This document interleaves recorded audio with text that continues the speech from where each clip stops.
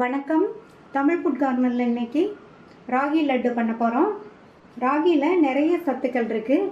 மெயினாக குழந்தைங்களுக்கு இந்த லட்டு நல்ல ஊட்டச்சத்தை கொடுக்கக்கூடியது. இப்போ இந்த டேஸ்டான ஹெல்த்தியான ராகி லட்டை எப்படி பண்ணுறதுன்னு பார்க்கலாம். ஸ்டவ்வில் ஒரு பேன் போட்டு சூடு பண்ணியிருக்கேன். அதில் 1 டேபிள் ஸ்பூன் நெய் சேர்த்து, நெய் உருகினதும் அதில் 1 கப் ராகி மாவை சேர்த்து வறுத்துக்கலாம்.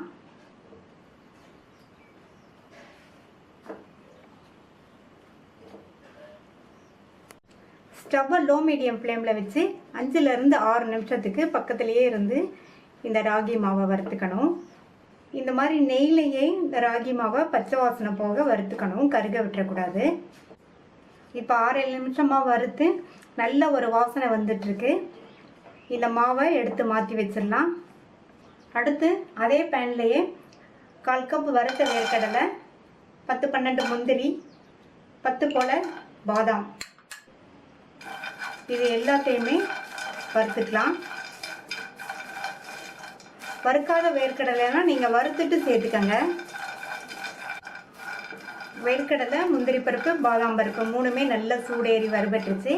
இதையும் தனியாக எடுத்து வச்சிடலாம். அடுத்து 1 டேபிள் ஸ்பூன் வெள்ளை எள் சேர்க்குறேன். இந்த எள் நல்லா படபடன் பொரியிற அளவுக்கு வறுத்துக்கணும். எள்ளு நல்லா படபடன் பொரியுது. இந்த எள்ளையும் தனியாக வறுத்து வச்சிடலாம். வறுத்த வேர்க்கடலை, முந்திரி, பாதாம் எல்லாம் நல்லா ஆறிடுச்சு. இதை இந்த மிக்ஸி ஜாரில் சேர்த்துட்டு இது கூட 1/2 கப் நாட்டு சர்க்கரை. இந்த அளவு கரெக்டான அளவாக இருக்கும். உங்களுக்கு இனிப்பு கூட வேணும்னா இன்னும் கொஞ்சம் சேர்த்துக்கங்க. இப்போ இதை கொரப்பாக அரைச்சிக்கலாம். இந்த மாதிரி கொரப்பாக அரைச்சிக்கணும், ரொம்ப நைஸாக அரைச்சிடக்கூடாது. அடுத்து இது கூட வறுத்த ராகி மாவை சேர்த்துக்கலாம்.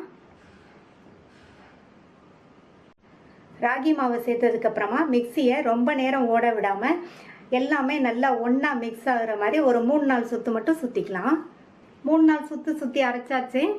இப்போ இதை மிக்சிங் பவுலில் சேர்த்துட்டு இது கூட வறுத்த வெள்ளையல் 1 டேபிள் ஸ்பூன், 1/4 டீஸ்பூன் ஏலக்காய் பவுடர் சேர்த்து நல்லா ஒன்றா மிக்ஸ் பண்ணி விட்டுறலாம்.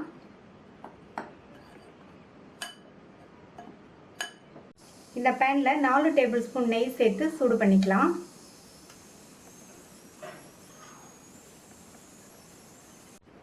இந்த நெய் ஃபுல்லாக உருகி வரட்டும். நம்ம நெய் சேர்த்து தான் லட்டு பிடிக்க போகிறோம். நெய் நல்லா உருகிருச்சு. ஸ்டவ் ஆஃப் பண்ணிடலாம்.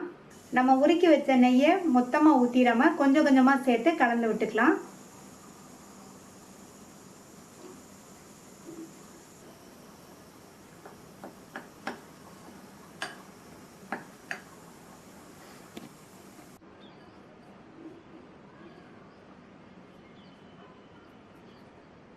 இன்னும் கொஞ்சம் நெய் சேர்த்துட்டு கலந்து விட்டுட்டு அதுக்கப்புறமா பார்க்கலாம்.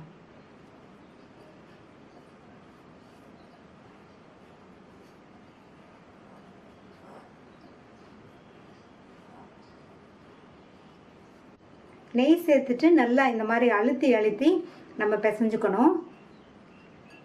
இப்போ செக் பண்ணி பார்க்கலாம். இன்னும் கொஞ்சம் நெய் சேர்த்தா தான் லட்டு பிடிக்க வரும்.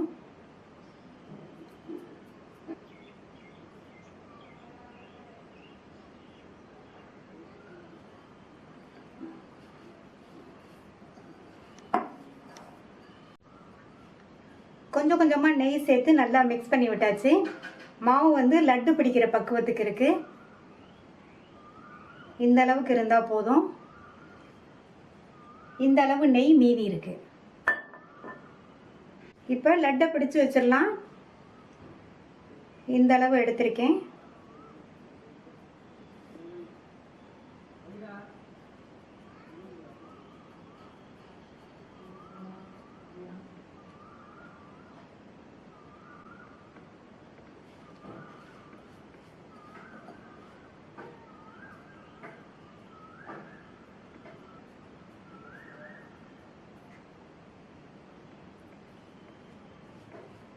இதே மாதிரி எல்லா லட்டையும் பிடிச்சு வச்சிடலாம். எல்லா லட்டையும் பிடிச்சாச்சு. ரொம்ப சுவையான ஹெல்த்தியான ராகி லட்டு ரெடி ஆயிடுச்சு. இந்த டேஸ்டான லட்டை நீங்களும் ஒரு தடவை ட்ரை பண்ணி பார்த்துட்டு உங்கள் கமெண்ட்ஸை சொல்லுங்கள். தேங்க்யூ.